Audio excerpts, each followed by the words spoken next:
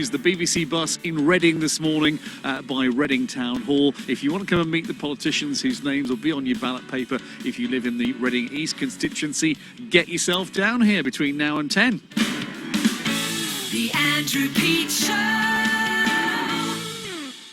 It's an interesting one, Reading East, won by the Conservatives in 2015, won by Labour in 2017.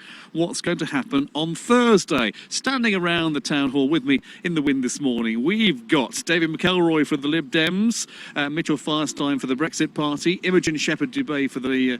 I do apologise, David McElroy is the Green candidate, Mitchell Firestein for the Brexit Party, Imogen Shepherd-Dubey for the Lib Dems, Craig Morley for the Conservatives, Matt Rodder for Labour. Good morning, thank you very much indeed. Gather round. Feel free to interrupt each other and get involved in the debate. Jennifer, come over with your question if you would. So this is Jennifer, everyone. She studies politics at Reading Uni. What would you like to know from the candidates? Good morning. So homelessness is a massive issue in Reading. I was just thinking, how are you going to solve this or help people that are in need, that sort of idea? So how are you going to help homelessness and reduce it? For the Lib Dems. Talk to Jennifer.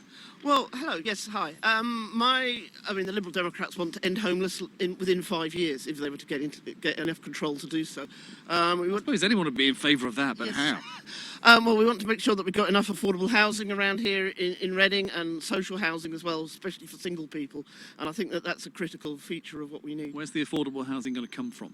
Well, obviously our developers will need to build affordable housing, and we tend to, with two-thirds of the house, we need to build 300,000 houses a year here in this area, in Britain, and we should have at least a third of it should be affordable or social housing in some way or another. And how are you going to compel developers to do that? Because they're not going to do it naturally. The market's not going to provide that. Well, certainly local council, they are required to do a certain amount from the local council on part of the planning laws. So when they build an estate of houses, they have to build, some of the housing has to be affordable housing.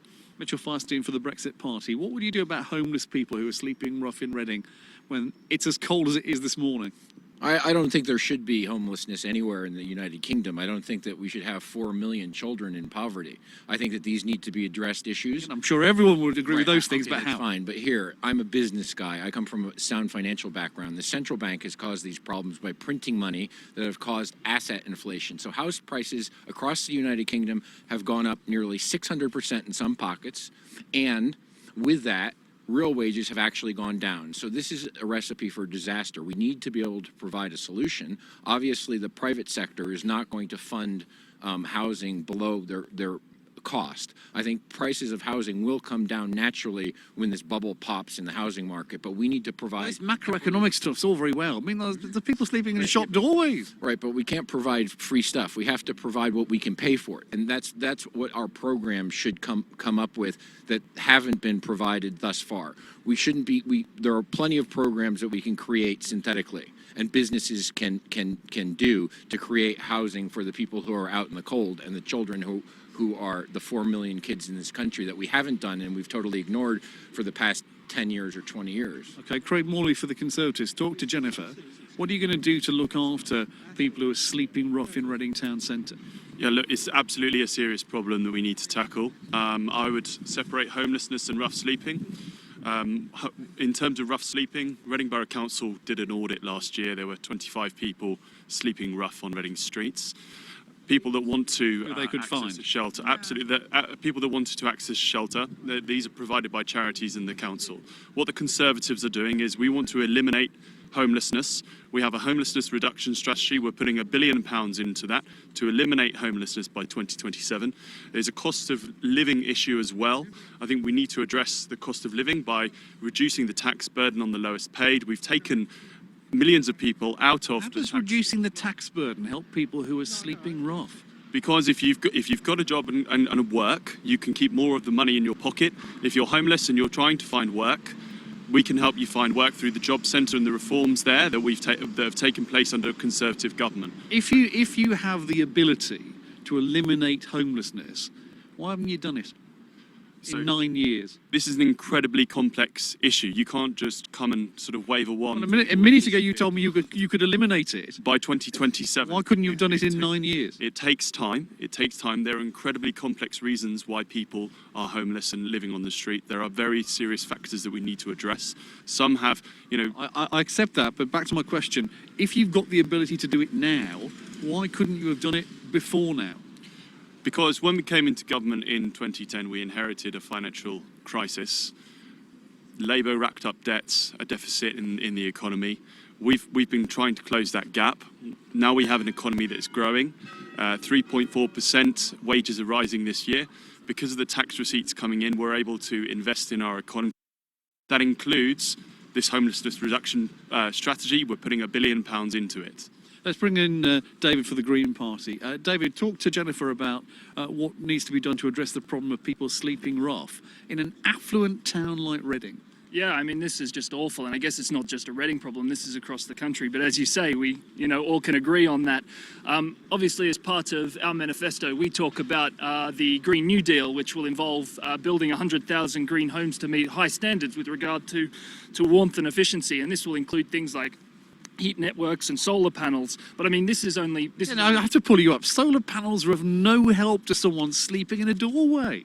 Well, yeah, I guess I'm just talking about the whole package. Don't talk about the whole package. Address Jennifer's question. Yeah, okay. I mean, I think it's really important to talk at a Reading level about making sure that the funding goes where it's needed. And so part of what we do is make sure that the local authorities have control over the funding so they can make sure that the funding is delivered locally into the context where it's actually needed.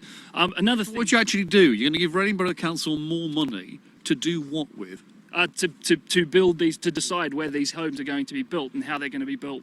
So you're going to give Reading Borough Council money, then they would build the homes themselves? Yes, so we give them the ability to decide where those homes are going to be built. How they can do that now? Yes, but with the funding to actually do it. Right, so Reading Borough Council would be the developer, or they would just be the planning authority? The planning authority. Well, that's the case now. Well, they need the funding, I suppose, rather than the authority to do so. Matt Rodder for Labour, talk to Jennifer. She's concerned about homeless people. Yes, I mean, I agree. I think this is an appalling problem in the fifth wealthiest country in the world. In a relatively affluent town like Reading, we've got people sleeping in doorways, and some of that's even spreading way out from the town centre onto riverbanks, places like local shopping centres in Caversham or Woodley. Do you accept the number of 25, by the way, that was raised by one of your political opponents? There are 25 people sleeping rough. Is that the full extent of homelessness in Reading? It's far greater than that. And I think the tragedy of this is that services at a local level have been put under enormous pressure because of austerity. One of the other candidates mentioned the fact that the council and local charities like the Salvation Army and others are helping. They're trying to deal with this terrible problem, but they're really struggling. The other thing in the longer term is obviously we need far more homes, and they have to be affordable and available to a wide range of people, not just those with deep pockets. And we would build 100,000 homes a year to help ease the supply problems, which are really considerable in Reading. Do you think Reading Borough Council could be doing more about it? Because it's a Labour-run authority. You can tell me, oh, well, we've been starved of funds, all that kind of stuff, but my listeners will come up with endless ways in which Reading Borough Council spend money, they would say, unwisely. Could Reading Borough Council be doing more? I think they're doing a lot already. Could they be doing more? Well, with more government funding, of course they could. So in the 50s and 60s and 70s, government provided grant money available to local authorities to build large numbers of council houses. We would want to go back to something like that to allow a large amount of public housing to be built rapidly. We have the brownfield land in Reading. We've got ample land supply. Name a few sites. Where in Reading would you build these homes? Well, we're just in the town centre near the museum. So you can look at the area near here, just beyond the prison and the jail, where there's a huge area of commercial land which is due to come up for development. At the moment, developers are bidding for that land, and they're likely to put flats there, some of which will be quite expensive. In my opinion, So you'd stop all that? Well, we'd intervene in the market to allow a better mix of development, just like councils and local authority central government did in the period before Mrs. Thatcher. Right. It's a proven approach, and it has worked before in Britain. It's normally your opponents who say you want to go back to the 1970s. You're proudly going back to the 1970s. This is what happens in most other Western countries, and in the UK, sadly, in the intervening period, we moved into a much more free market approach, which hasn't worked. Back to Jennifer. Are you impressed by any of this? No, to be honest with you, I understand there is a problem, that's what I stated, but how? I think it's all good and well saying we're going to build housing and we're going to intervene in markets. How are we going to do this? Is there like raising tax, or how are we funding charities even more so than we do already? No. No one's persuaded you No one's persuaded me to just vote yet. for them Not just later in the yet, week. no. Stick around. Let's see if they can. Thank you very much indeed, Jennifer, for now. Lorna next. Morning, Lorna. Morning. What would you like to ask the candidates about? So with the rise of hate crime and the Gender Recognition Act coming into force shortly, how do you feel you can support the LGBT community in feeling safe going forward? Give us a little bit on your experience of as a member of the LGBT community in Reading. Have you ever felt unsafe? Where did that happen? What happened to you? Just give us a bit of your experience, Lorna. Luckily, I live in I'm okay. I'm quite safe as an individual, but I do look after the ones that aren't, and they're the ones that come to us for the more support. So what sort of thing happens here in Reading? Give us The hate crime tends to be quite low level, with people being spat at or just being talked, and we don't have, luckily, people being beaten up here. Reading's a very inclusive town, so we are very lucky, but the hate crime has gone up, and that's worrying when it comes across the whole United Kingdom. Right. Craig Morley for the Conservatives. Your leader's written articles talking about gay people as bum boys.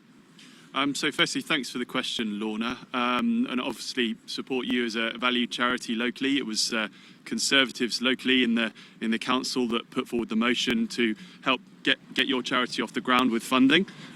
If it wasn't for that, you wouldn't be here. Last 8 years. LGBT rights, are fundamental. We support those as a party. We have legalised same-sex marriage. Conservatives have been leading the way in this in government and in Parliament. We will continue to do so. I think if there are issues of hate crime, the police are investigating those. So I sit on the independent advisory group at Thames Valley Police headquarters, and I know that they are dedicating resources to investigating where crimes have taken place. They're investigating those. Is part of the worry Lorna has about people's language, the language of people like the Prime Minister?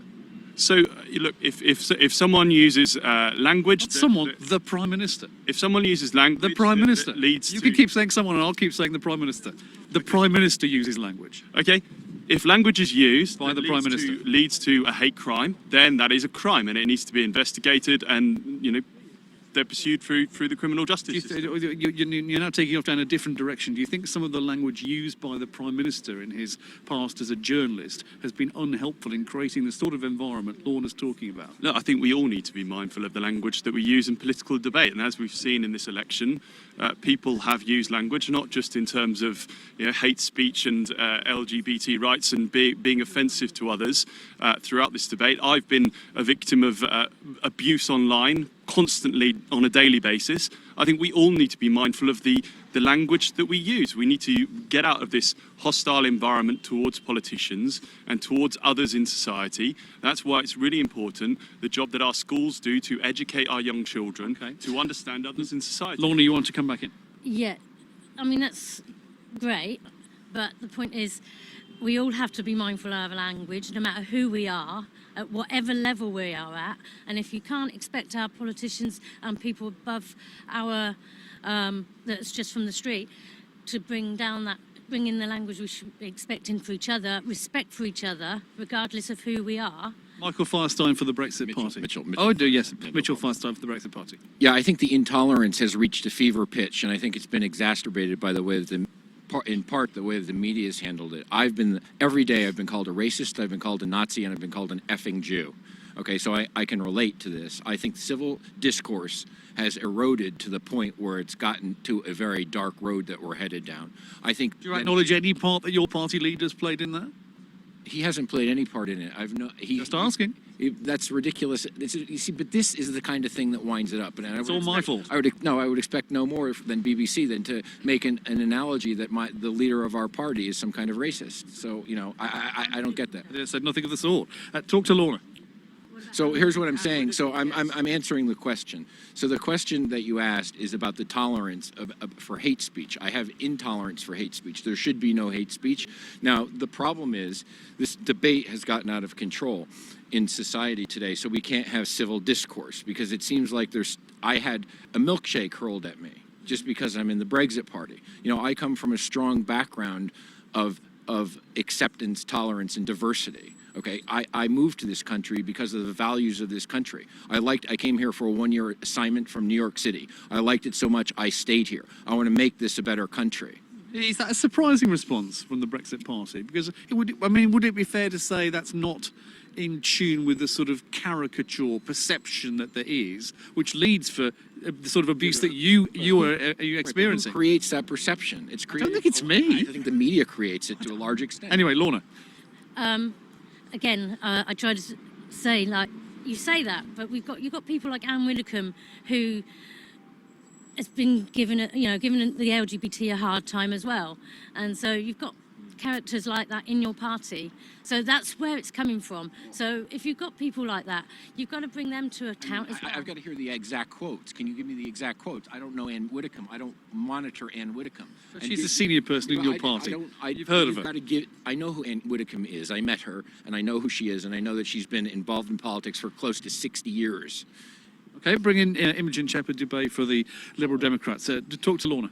Well, I know exactly where Lorna's coming from because I'm a member of the LGBT plus community. I do feel at the moment that Brexit has brought out some very negative groups and people and given them a voice. Now explain that to us. Why does Brexit lead to gay people being spat at in the street, which is what Lorna's described? Possibly not so much gay people, but although I have seen that and experienced that myself. But, if it's not gay people, it's then anti-Semitism. We're talking about anti-Islamic behaviour and racism and other things that come into the mix as well. And, if you don't fight for one group, then you're going to lose it in all the other groups as well if you let it carry on. I certainly think that trans people have been particularly vilified at the moment, and they need to be protected, and there's a lot of negative attitudes going on around them. How would you do it? Because in the end, you could be the Reading East MP by Friday. What would he do? I think it's a lot about educating people, because I think some people think certain trans people are unsafe, particularly in all-female environments and things. And I think that this is more about education and people understanding really what's going on with these different groups and, putting themselves in their shoes for a while. Okay, Matt Rodder for Labour, talk to Lorna. Thank you. I think the first thing to say is that politicians need to listen and actually listen for some time, not just superficially listen. And then secondly, I also think it's really important to try to show visible support. Those are the two first things to do.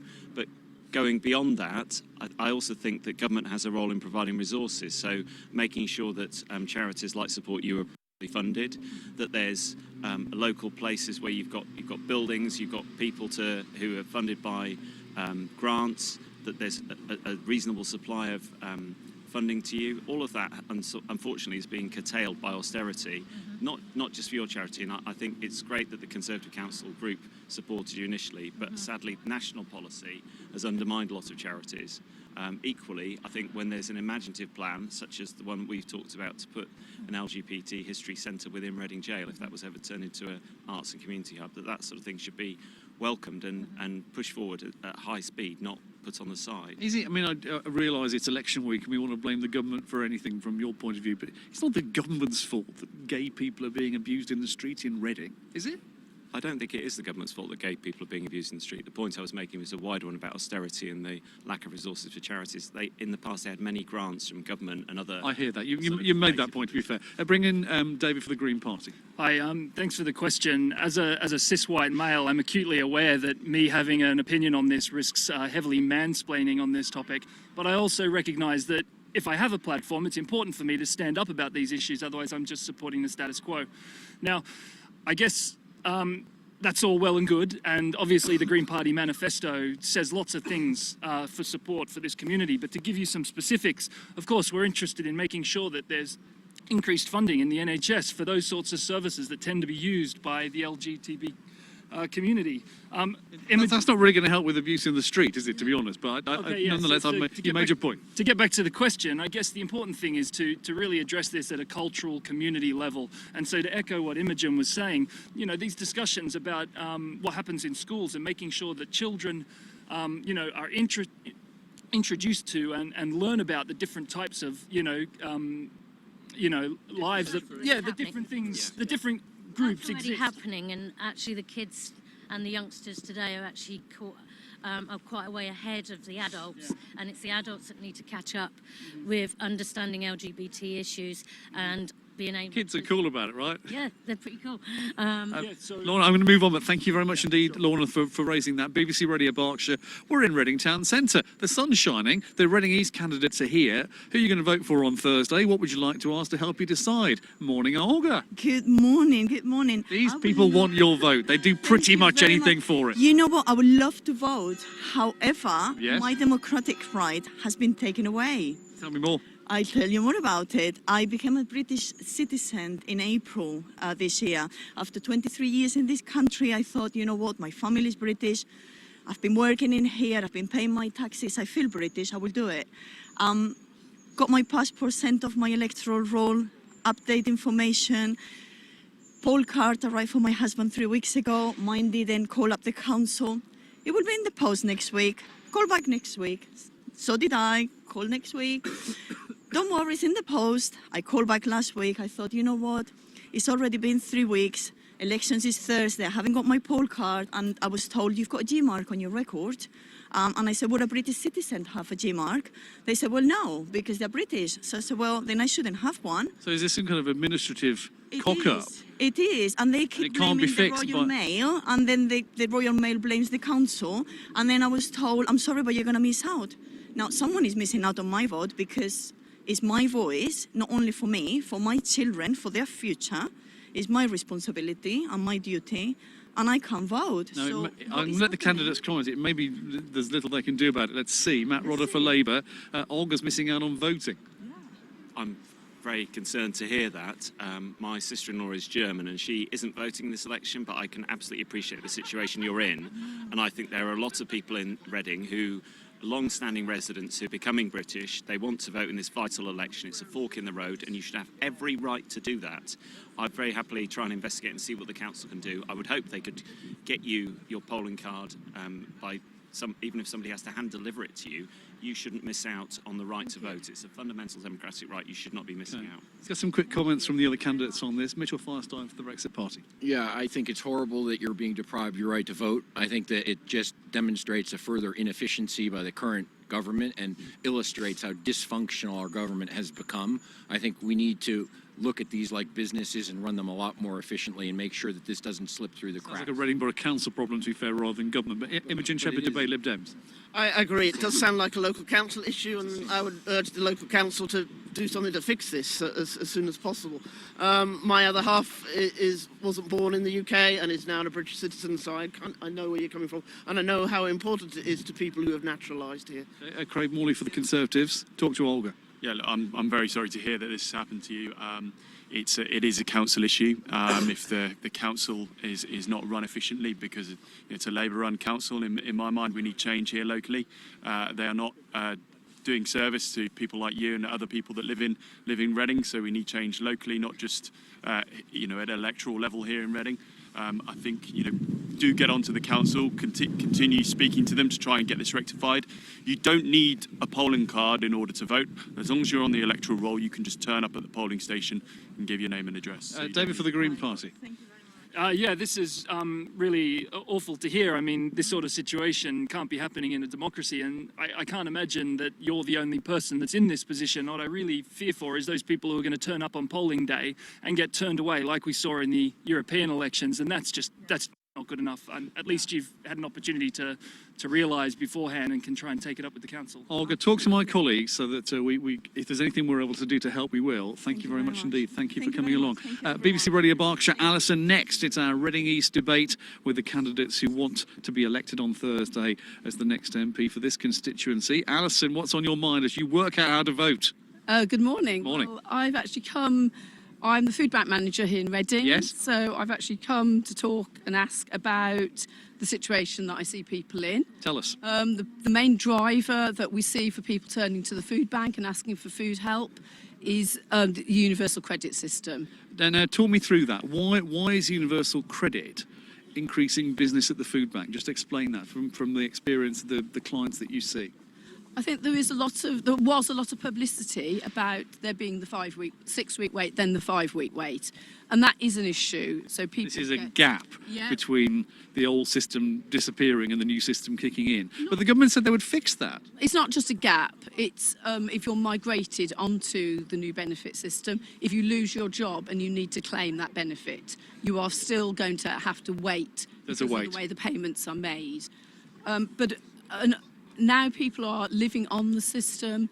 They are experiencing that it doesn't equate to previous benefits they might have been receiving. So they get less money. People definitely get less money. They find it more difficult to cope. And not only that, there has been so much austerity cuts into public sector spending. There's lots of hidden austerity which impact on the vulnerable and needy in society. Craig Morley for the Conservatives. Talk to Alison, who's running the food bank. Look, with the universal credit, I was at the job centre in August with the Department for Work and Pensions Secretary of State.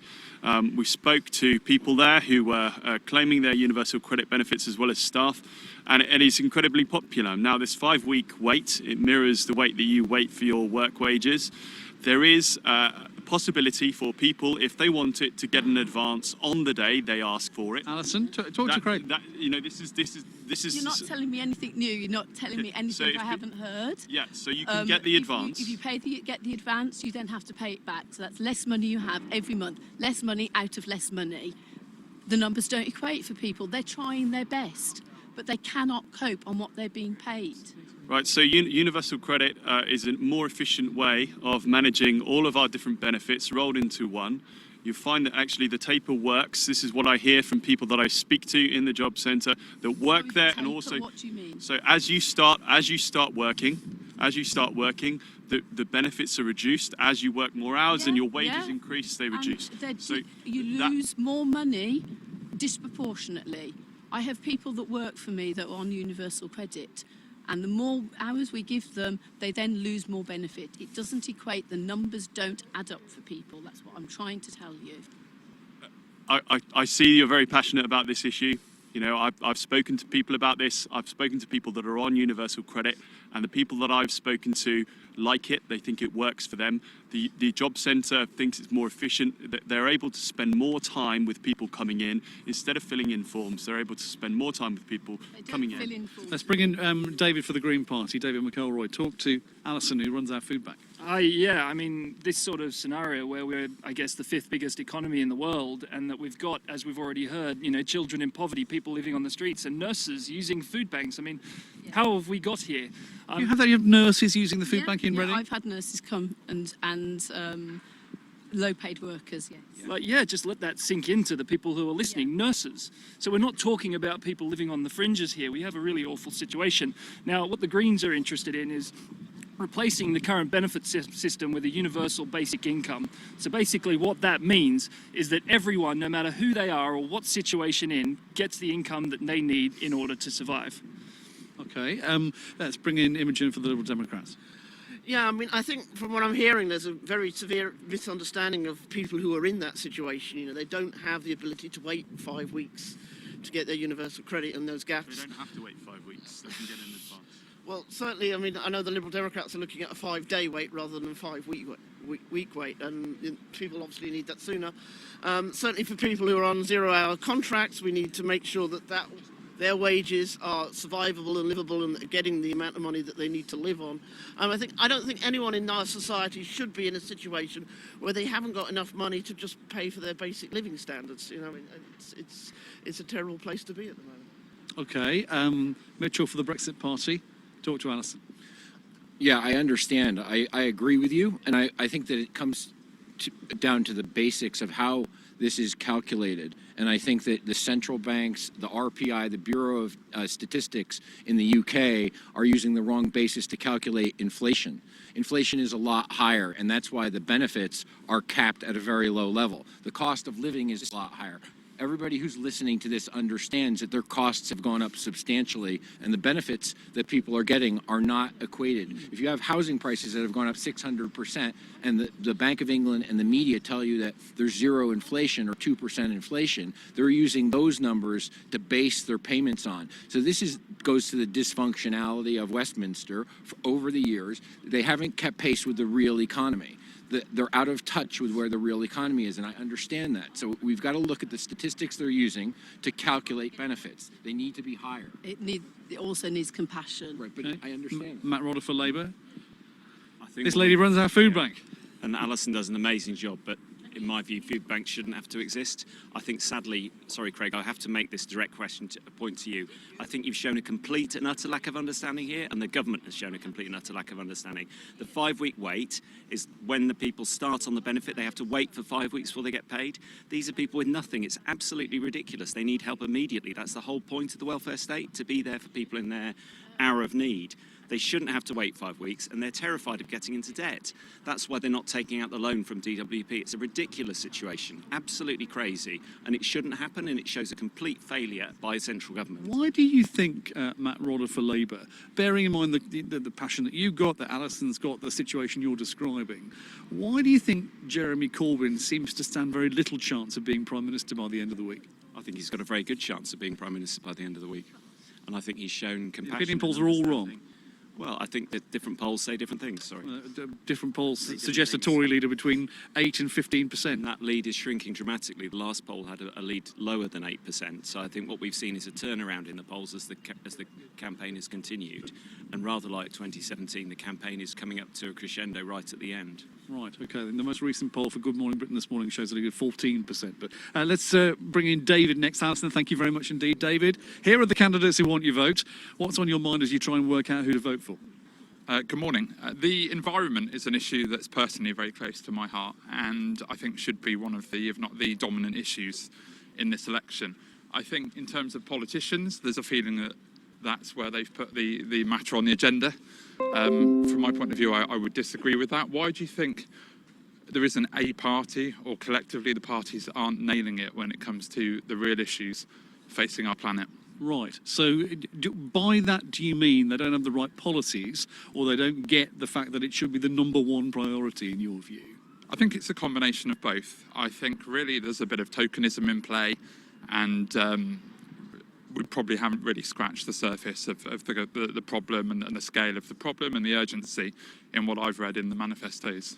Right. Let's ask Imogen Shepherd-Dubey for the Lib Dems first on this. Is it because people can't bear to hear it? You know, it's not going to make you popular to come up with the kind of measures that would need to address the climate change situation? To be honest with you, we are probably the last generation who can really address our climate change issues at the moment, because it is that critical. We're all wrapped up talking about Brexit in Parliament, and we're not really discussing the real issues, and which is climate change. I fully agree with you. I mean, there is no planet B, and if we don't fix this and get a handle on this, then obviously, you know, the long-term effects are going to be quite critical, and you know, to us, and that really should be the number one topic, not Brexit. Well, that's so for what David said. What can you say to him to persuade him that it is for you, for the Lib Dems? Certainly, I mean, we've obviously got policies on of dealing with making sure that all new houses are carbon neutral, improving our public transport services so they all run off renewable energies,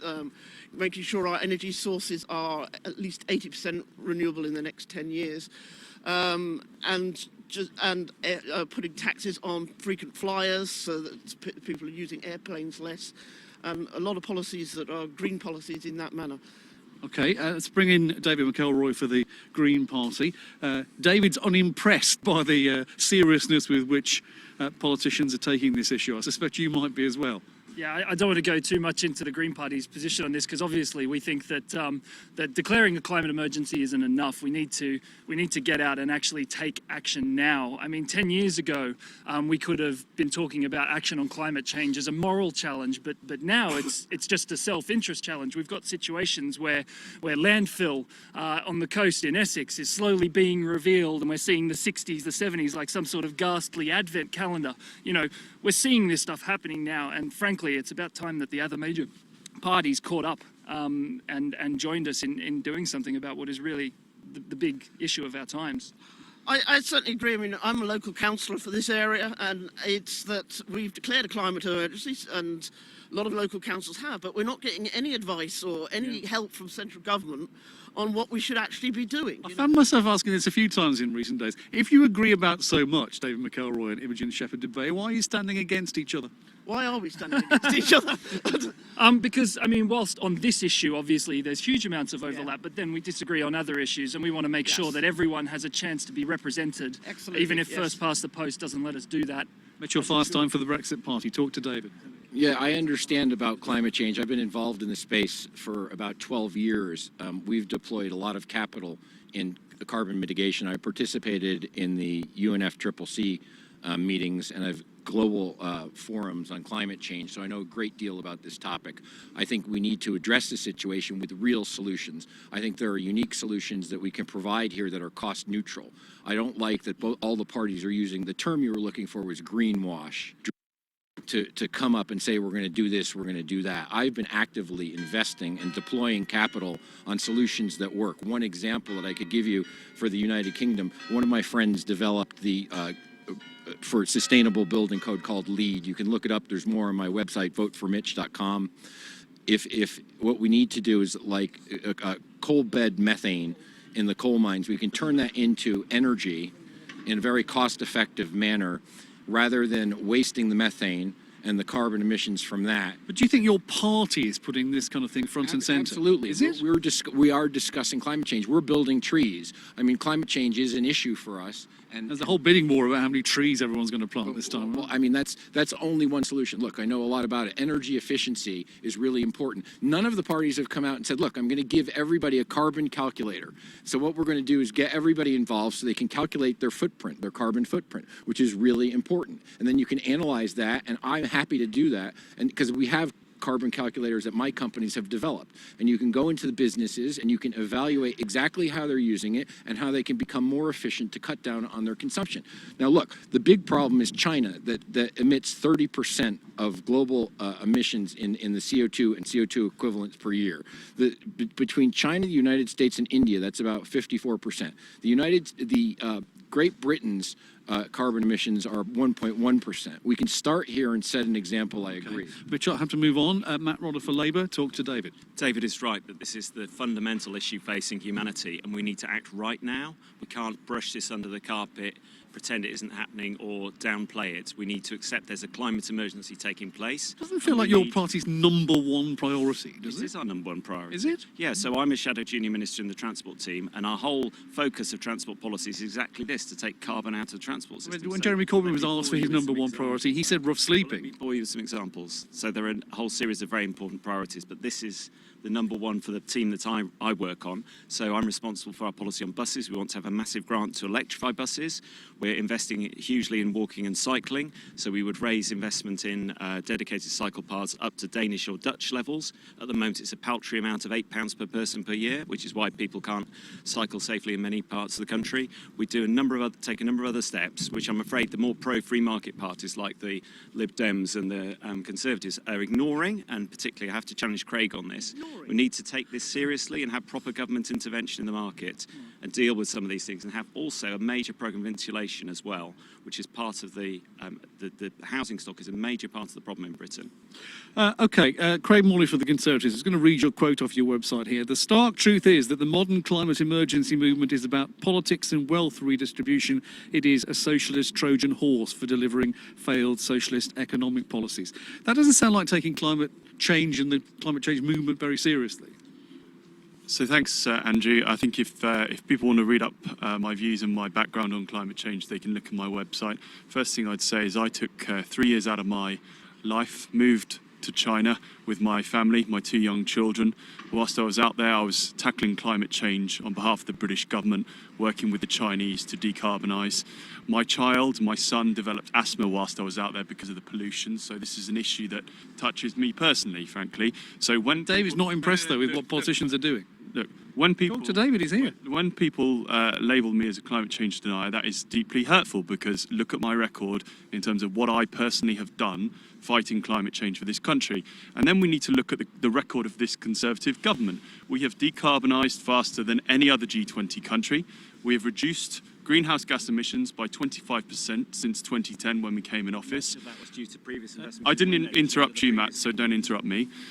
We decarbonised faster than any other G20 country and reduced greenhouse gas emissions by 25%. We have a proud record as a country here in the UK, and we will continue to tackle climate change here. But as Mitch said, the UK is responsible for 1% of greenhouse gas emissions globally. The problem is China, India and the US. We need to take leadership globally, which we already are doing. We are renowned across the world for our leadership in tackling climate change. I think it's interesting to hear what all the candidates have to say. Probably the most common sense line I heard there was, why are we standing against one another? I think when it comes to the Green debate, that's the big question. All I've heard there is people bashing it around as a political football, competing interests, competing views, really at a time when we all need to pull together. And this transcends countries, party lines and everything beyond it. And I think that's the part that politicians are missing. Good of you to raise it. Thank you very much indeed, David. Let's move on. 10 to 10. We haven't mentioned Brexit yet. People will be sad. So let's talk for a moment or two about leaving the European Union. Matt Rodder for Labour, as I understand it, you're going to campaign to remain in the European Union, whatever happens, whatever deal your leader is able to negotiate. So let's be really clear.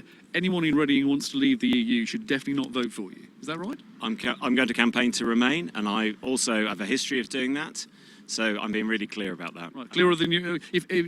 I imagine you probably wish, whether you're willing to admit it or not, that your party was being as clear as you are about it. I think they're being perfectly fair about it, actually. I'm campaigning to remain. Fair is a debatable point. Clear, I think we can probably agree that they're not being at all, because we're very unsure about what's going to happen if Labour win. No, we're absolutely clear. We're saying we would have a second referendum. That's absolutely clear. Right. That's completely clear. Based on Jeremy Corbyn's ability to go and negotiate a deal that no one's ever going to give him. I think that he will be perfectly able to negotiate a deal. He's already had discussions with the European Commission, and so's Keir Starmer. The idea of having a very soft-touch Brexit as an option on a referendum is perfectly reasonable, and there are other countries who already have that. I would campaign to remain in that referendum. I've been absolutely clear about that. People in Reading East who want to leave should vote for somebody else. I would try and persuade them to vote for Remain, because I think Remain is clearly the key issue in this election. It's the key issue in this election, because remaining in the European Union is in the interest of everybody in this town, in my opinion, both in terms of our local economy and our society. If you think about the number of staff coming to help in the health service, for example. Okay, Craig Morley for the Conservatives. How many business leaders in Reading lobby you to say that leaving the European Union will be good for our town's economy? So small business leaders and medium-sized business owners want to leave the European Union because they see that growth in terms of our trade with the rest of the world is outside of the EU. Our proportion of trade with the EU is declining. In terms of Brexit, in terms of the choice at this election, you know, there we have it from the Labour candidate. Labour is a party of Remain versus Remain in a referendum that they will sort of gerrymander a result, so there is no choice in a referendum. The Lib Dems are offering to revoke Article 50 undemocratically, so they're both undemocratic choices. That's the Brexit Party... That's the not Brexit true. Party, Revoking Article 50 is only if we get a majority. I've not interrupted you, Imogen, so please don't interrupt me. The Brexit Party is offering a choice of a no-deal Brexit. The Conservatives, we have a deal that is, as Boris Johnson has said, is oven ready to go. Every single candidate standing in this election for the Conservative Party has pledged to vote for that deal. We're the only ones that can secure a majority. If we get a majority, we will leave with that deal in January. Anyone can secure a majority. It's up to the electorate. Mitchell Firestein for the Brexit Party. This is such an example of a seat held by Labour, where you standing could change the result in a way that makes it more likely we stay in the EU rather than leave it. I would expect nothing else from BBC with a question like that. It's got nothing to do with... factual question. No, it's not a factual question. It is a factual question. The fact would be that I would detract votes away from Labour and the Liberal Democrats, not the Conservative Party. Now, if you want my view on Brexit, I'll give you that if you'd like to listen. So on Brexit, it's a matter of our sovereignty, our independence, and we had a vote 1,265 days ago. You have parties that want to disrespect the will of the people. The Parliament never intended to bring Brexit and honor that vote that took place 3.5 years ago. From a business perspective, why should we pick up the bailouts from Italy, the $4 trillion in debt they have, the other banking? Why should we give up our sovereignty and be ruled by the European Court of Justice? Now, as far as oven-ready deal, I think the deal is half-baked the way it is, unless we can negotiate some kind of free trade agreement. So when your own leader says on the television yesterday morning, in the south of England, the Brexit party takes votes from the Conservatives, and anyone who doesn't see that doesn't understand the numbers, you don't agree with him? I don't see that we take votes from the Conservatives. That's what your leader says. I didn't hear what Nigel said yesterday, but what I'm telling you is that here, I think we'll take votes from Labour and the Liberal Democrats. Right. Why would that be when they're Remain voters? Why would they suddenly become Brexit party voters? I'm talking about the aggregate numbers for Reading. Right. Imogen Dubey-Smith for the Liberal Democrats. Yes, I mean, well, obviously the Liberal Democrats are unequivocally Remain. The more you say that, the less people seem to like you. Sorry, the more we said that. What Craig was saying about the revoking Article 50, I mean, if we were to get a majority in Parliament, we would take that as the mandate and would do so. And in the unlikely event that that will happen, we, of course, if there is another second referendum, would be campaigning for Remain, without a doubt. Would it not be fair to say that in Reading East, if you want a Remainer MP, you should encourage your supporters to vote for the Labour candidate? Well, although Matt is a nice, friendly guy and he himself is a Remainer, I do not believe Jeremy Corbyn would lead us to Remain. It could go either way with those. They're completely on the fence. It could be Leave, it could be Remain, we don't know. So if you want something that is without a doubt Remain, that would be the Liberal Democrats. Or the Green Party. David McElroy for the Greens. Yeah, I think that Brexit is actually a Tory Trojan horse that's really just designed to make us forget just how awful the Conservative government has been to us over the last 9 years through austerity. And I think Brexit really is also something people voted for. Yeah, fair enough, but you know, this is what they got, and I think that these are real problems, right, that have led to Brexit. And I think that Brexit or no Brexit, so long as we have a Conservative government in power, these problems are going to continue, and we're going to keep having the same old, austerity problems with poverty. Is it not possible, we've asked the other candidates this, is it not possible that by standing in Reading, you make it more likely that the Conservatives win in Reading? Really, what's really important is that Hang on a minute. Really, what's important is you might answer that. I am answering your question. So I think it's important that green candidates like myself use these platforms to call out the awful things that these other candidates are saying, specifically the pro-Brexit candidates. So I think it is really important for us to stand and be heard. I'm very grateful that you were willing to stand around in the cold and answer our questions this morning. The candidates in Reading East, you'll find a full list at bbc.co.uk/election. Thank you very much. Thank you. Tomorrow, we're going to be in Maidenhead, on the High Street in Maidenhead, with the candidates standing for election there. Join us for that tomorrow. And then on Wednesday, we're going to be in another really interesting battleground in the election this year in the Wokingham constituency. So live there on Wednesday morning.